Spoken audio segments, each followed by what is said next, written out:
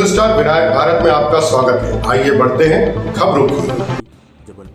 समस्त व्यापारी संघों ने एकजुट होकर महाकौशल चेंबर ऑफ कॉमर्स के कार्यालय में किया पत्रकार वार्ता का आयोजन। वहीं उन्होंने जानकारी देते हुए बताया कि चुनाव की आड़ में व्यापारियों को परेशान किया जा रहा है, जिससे समस्त व्यापारी संघ एवं व्यापारी परिवार इस चुनाव का करेंगे बहिष्कार। अगर हमारी मांगों को जल्द से जल्द पूरा नहीं किया जाता तो हम करेंगे नोटा में मतदान। आचार संहिता के तहत जो मध्य प्रदेश के अधिकारियों द्वारा उसकी आड़ में व्यापारियों के ऊपर जो कार्रवाइयाँ की जा रही हैं, उन कार्रवाइयों के विरोध में जो हमारा सबसे ज़्यादा प्रताड़ित वर्ग है वो है सराफा एसोसिएशन।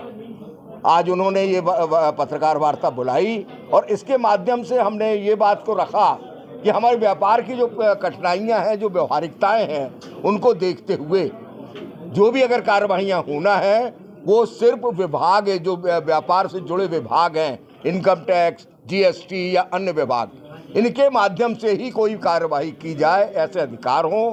पुलिस विभाग को इसमें कहीं भी हस्तक्षेप का अधिकार नहीं होना चाहिए। ये हमारी पहली मांग है। इस मांग को अगर नहीं माना जाता तो मजबूर होंगे हम व्यापारी किसी भी तरह के आंदोलन के लिए या बहिष्कार करने के लिए।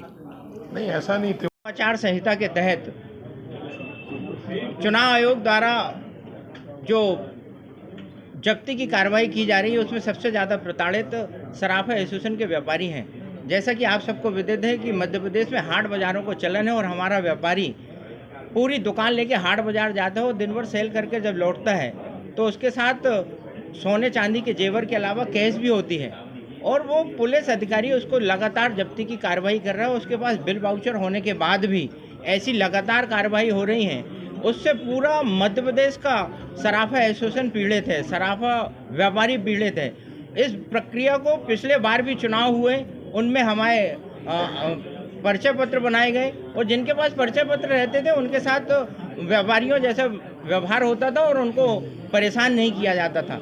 लेकिन इस बार चुनाव आयोग ने पूरे अधिकारियों को निरंकुश कर दिया है और इस निरंकुशता में पूरे मध्य प्रदेश का व्यापार दीपावली के सीजन में, जब पुख्त नक्षत्र और धनतेरस में पूरे खरीदी होती है, सोना चांदी की खरीदी होती है, इन दिनों सराफा एसोसिएशन और सराफा व्यापारी अनेक योजनाएं, गिफ्ट और उपहार बांटता है। उसके कारण जो आगे शादी का सीज़न रहता है उसमें उनकी भी खरीदी इसी फेस्टिवल सीज़न में होती है। उन सब के कारण लगातार व्यापारी और उपभोक्ता दोनों डरा हुआ है और उससे व्यापार का भी नुकसान हो रहा है और राजस्व का भी नुकसान हो रहा है। कल हमारी आम सभा थी, लगातार हमने प्रयास करने के बाद भी अधिकारियों के द्वारा हमें कोई सहयोग नहीं किया जा रहा। आम सभा में हमने चुनाव का और मतदान का बहिष्कार करने की घोषणा की है। कल आम सभा में हमने 2 चरणों में इस आंदोलन को चलाने का प्रयास किया है, क्योंकि आने वाले 1 साल बाद फिर लोकसभा के चुनाव हैं। तो प्रथम चरण में हमने चुनाव का बहिष्कार किया है और हम अपनी दुकानों में काले झंडे और बैनर पोस्टर लगाकर इस चुनाव का बहिष्कार करेंगे।